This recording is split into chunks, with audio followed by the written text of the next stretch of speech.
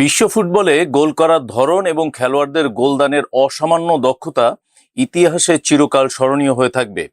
Football মাঠে সাফল্য অর্জনের জন্য সবচেয়ে বড় মানদণ্ড হচ্ছে গোল করা, এবং গোলদাতারা ইতিহাসে নিজেদের অবস্থান তৈরি করেছেন সাফল্য ও রেকর্ডের মাধ্যমে।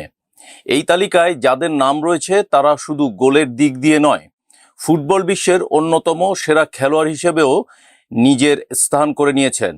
আজ জানাবো সর্বকালের সর্বোচ্চ গোলদাতাদের তালিকা, যারা ক্লাব ফুটবল ও আন্তর্জাতিক ফুটবল মিলিয়ে সবচেয়ে বেশি গোল করেছেন।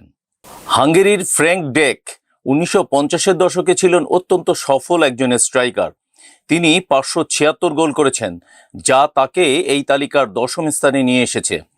ডেক ছিলেন হাঙ্গেরির জাতীয় দলের গুরুত্বপূর্ণ সদস্য এবং তার গোল করার স্টাইল ছিল অত্যন্ত কার্যকরী।